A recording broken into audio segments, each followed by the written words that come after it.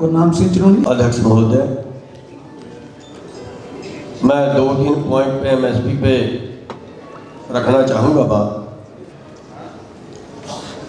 MSP की जो हमारी बढ़ोतरी है वो बाजार के लेवल से हर साल नीचे रहती है दूसरे वर्गों की बजाय, और आंकड़ा निकल के ये आ रहा है कि 7 साल में दूसरे वर्गों से हमारी आमदन आधी रह जाती है। यानी अगर दूसरे वर्गों की बढ़ोतरी 100 रुपये हुई तो 7 साल में हमारी बढ़ोतरी 50 रुपये हुई।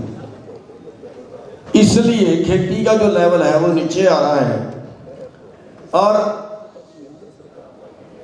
जो मिल रहा है, जो एमएसपी रखा है, उसका कोई फार्मूला नहीं है। मैं तो ये कहूँगा कोई उसका हिसाब किताब नहीं है। पिछले साल का जो लागत है गेहूं की, हरियाणा सरकार का कृषि विभाग की, किसी और की बात नहीं मैं कर रहा, हरियाणा सरकार के कृषि विभाग की, वो 2200 रुपये प्रति क्विंटल है, और हमें पिछले साल रेट मिला 1975 रुपये, यानी लागत से भी कम। और एक हमारी मीटिंग थी सीएससीबी के चेयरमैन से, हमने उनसे सवाल किया कि आप लागत से भी कम रेट की सिफारिश कर रहे हो, इसका आधार क्या है? उन्होंने कहा कि हमारे कई पॉइंट हैं, महंगाई ना बढ़े, विदेश से क्या भाव आएगा वगैरह वगैरह, कई पॉइंट उन्होंने गिनवा दिए।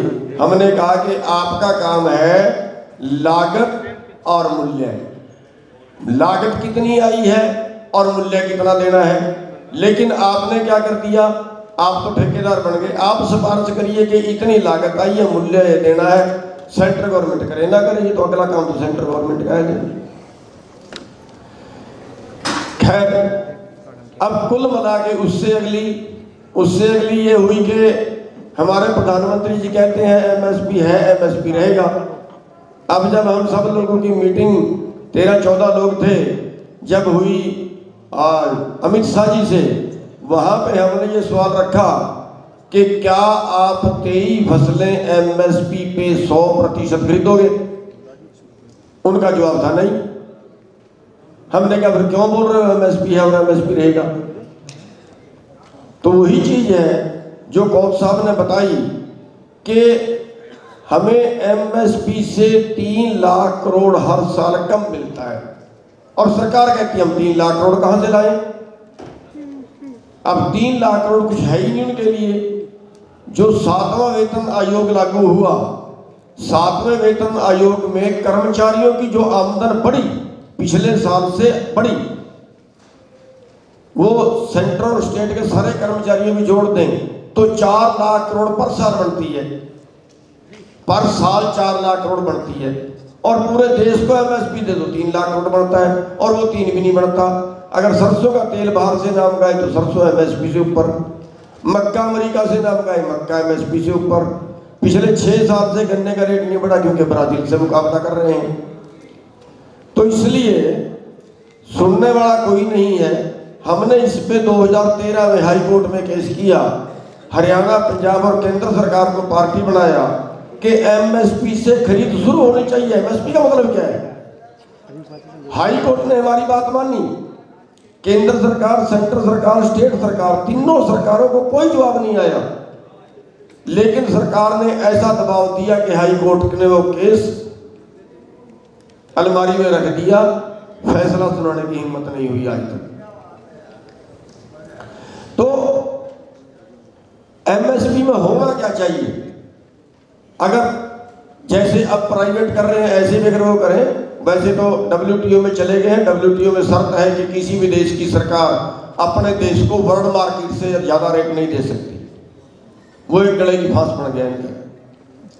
लेकिन अगर इनको प्राइवेट भी देना है, जैसे अब ये कर रहे हैं, ये तीनों कानून एमएसपी को खत्म करने के लिए ही बनाए गए असली तो होना क्या चाहिए? अगर बाजार में भी किसी ने खरीदनी है, मान लिया हमारा मक्का बाजार में खरीदा, मान लिया एक भाई गेहूं का जिक्र कर रहा था कि 1800 रुपये बाजार में बिकी और रेट 1975 है, तो 175 रुपये सरकार दे दे। अगर इनके पास रखने की जगह नहीं है, अगर इनके पास व्यवस्था की जगह नहीं है, तो भाव अंतर, जो बीच का अंतर है एमएसपी का, वो सरकार दे दे। और जो राष्ट्रीय अनुमोदन सर्वेक्षण की रिपोर्ट आई है 2014 की, उसमें अभी 6% खरीद रही है सरकार और कह रहे हैं एमएसपी है और एमएसपी रहेगा। तो इसलिए हमारी जो मांग है वो ये है कि 100% जितना 23 फसलें जितनी देश में पैदा होती हैं उनका जितना मूल्य बढ़ता है वो किसान की जेब में जाना ही चाहिए, चाहे सरकार भावंता दे और चाहे सरकार सीधा कर दे। लेकिन इससे अगली मैं एक बात ये कहना चाहूंगा कि ये यहां पास करने से क्या होगा।